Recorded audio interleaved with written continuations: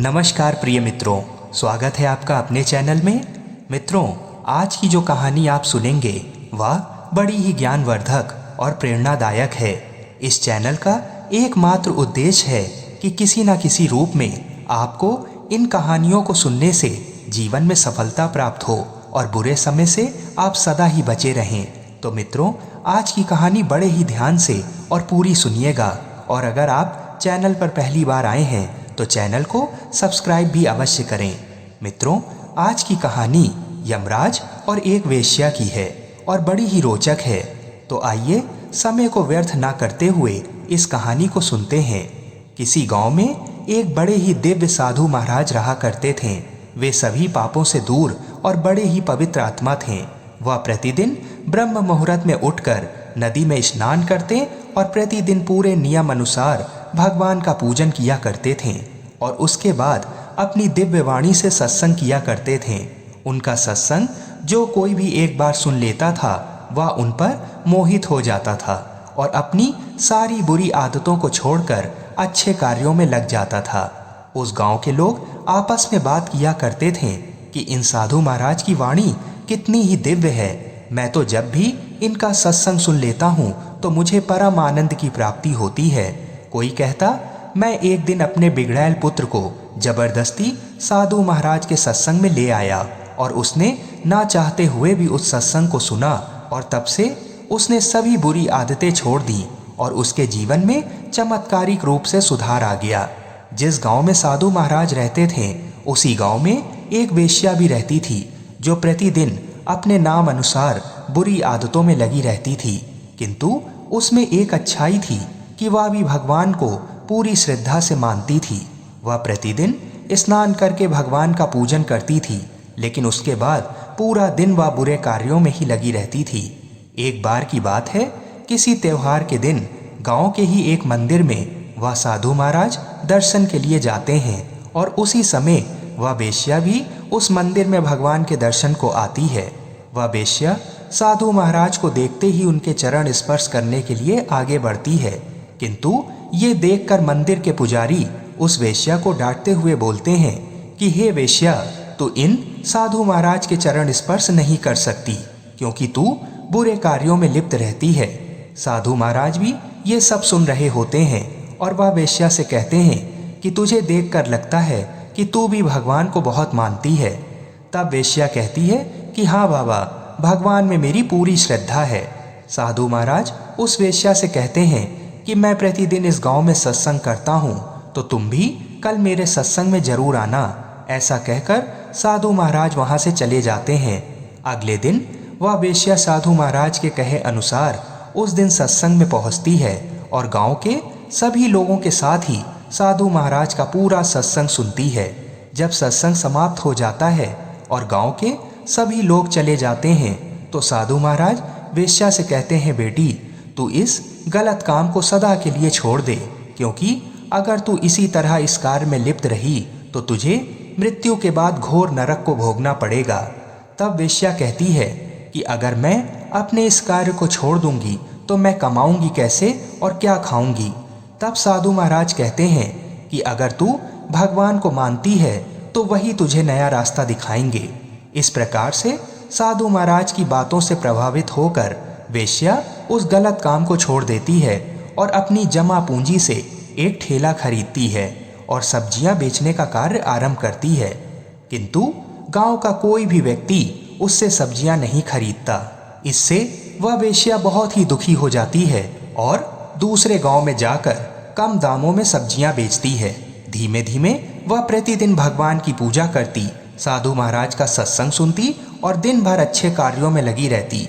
इस प्रकार से धीमे धीमे गांव के लोग भी उसे अच्छी नज़र से देखने लगते हैं और उससे सब्जियां खरीदने लगते हैं। वह वेश्या भी अपनी कमाई से गरीबों को दान दिया करती और गाय की सेवा भी करती। इस प्रकार से अब हर कोई उसे प्रेम करने लगा था और गांव के सभी लोग उसकी तारीफ करने लगे थे। इसी प्रकार से बहुत समय बीत जाने के बाद वह वेश्या बूढ़ी हो जाती है और एक दिन बीमारी के कारण मृत्यु को प्राप्त होती है। संयोगवश उसी दिन उस गांव के उन साधु महाराज की भी मृत्यु हो जाती है। उन दोनों की आत्माओं को लेकर यमदूत यमराज के दरबार में पहुंचते हैं। मित्रों, अब आगे की कहानी बहुत ही ध्यान से सुनिएगा। जब दोनों की आत्माएं यमराज के दरबार में पहुंचती हैं तो धर्मराज जी दोनों के कर्मों का लेखा जोखा यमराज को सुनाने लगते हैं और पूरे कर्मों का हिसाब सुनने के बाद यमराज ने कहा कि इस वेश्या को कुछ समय के लिए नरक में भेजने के बाद सदा के लिए स्वर्गलोक में भेज देना और इस साधु की आत्मा को सदैव के लिए नरक में भेज देना। ऐसा सुनकर साधु बहुत दुखी हो जाते हैं और कहने लगते हैं कि ये कैसा न्याय है। मैंने जीवन भर भगवान का नाम लिया और सत्संग किया, कईयों को सही राह दिखाई, तब भी मुझे आप नरक भेज रहे हैं। और इस वेश्या ने जीवन भर बुरे कार्य किए और अपने जीवन के कुछ सालों में अच्छे कर्म किए, तब भी उसे आप स्वर्ग भेज रहे हैं। तब यमराज कहते हैं कि भगवान किसी के साथ भी अन्याय नहीं करते। तुमने सत्संग तो जरूर किया, लेकिन तुमने जीवन भर अपने कमाए हुए धन से कभी किसी गरीब की मदद नहीं की, किसी को दान नहीं दिया और कभी भी दिल से भगवान का नाम नहीं लिया और केवल धन कमाने के लिए ही सत्संग करते रहे। इस वेश्या ने अपने बुरे कर्मों की कमाई से भी लोगों की मदद की और दान दिया और सदा ही सच्चे हृदय से भगवान को याद किया। ये सुनकर साधु महाराज की आंखों से आंसू गिरने लगते हैं और दुखी हो जाते हैं। तब यमराज जी कहते हैं कि मैं आज तुम दोनों को ही नरक और स्वर्ग दोनों की यात्रा कराऊंगा और एक बहुत ही महत्वपूर्ण सीख दूंगा जो सदैव ही मनुष्यों के काम आएगी। यमराज जी जब दोनों को नरक लेके जाते हैं तो वहां पर सभी लोग बड़े ही आलसी, रोगग्रस्त और दुबले पतले दिखाई देते हैं। वे भूख से तड़प रहे होते हैं। वहां नरक में एक बड़ा सा खीर का बर्तन भरा हुआ रखा होता है, उसमें से अच्छी सुगंध आ रही होती है। वह सब नरक के वासी उस सुगंध को ग्रहण तो करते हैं, किंतु उस बर्तन में रखी खीर को खा नहीं पाते और दुखी हो रहे होते हैं, क्योंकि वो बर्तन बहुत ही ऊंचा होता है।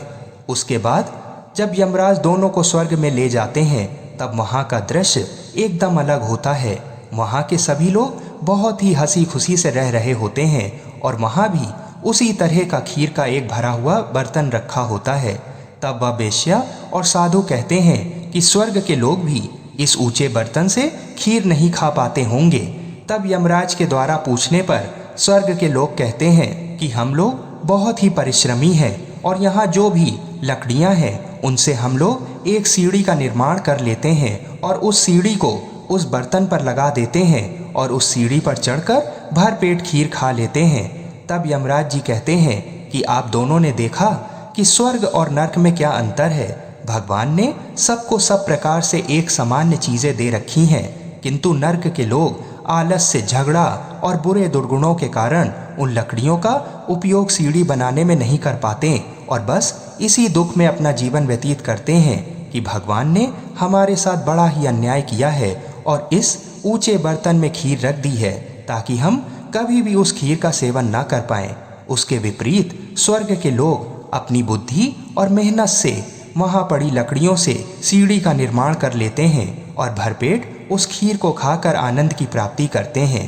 तब यमराज जी कहते हैं कि देखा, यही जीवन का असली सत्य है कि हमें सदैव ही परिश्रम करते रहना चाहिए और अपने कर्म से कभी भी मुंह नहीं मोड़ना चाहिए, क्योंकि जो भी सच्ची लगन से मेहनत करता है तो भगवान उसे सफलता अवश्य प्रदान करते हैं और वह मनुष्य कभी भी गरीब और दुखी नहीं रहता है।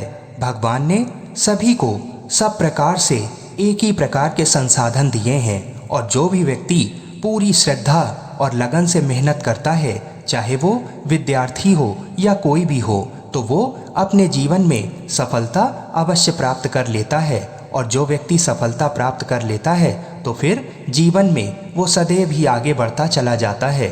इसलिए इस कहानी से हमें यही सीख मिलती है कि हमें पूरी श्रद्धा, लगन और मेहनत से अपना कार्य करना चाहिए ताकि भगवान भी हमें सफलता अवश्य प्रदान करें। मित्रों, यही इस कहानी की सीख है। अगर आपको ये कहानी पसंद आई हो तो चैनल को अवश्य सब्सक्राइब करें ताकि आपको आने वाली अन्य कहानियाँ भी सुनने को मिलें। जय श्री राधे कृष्ण।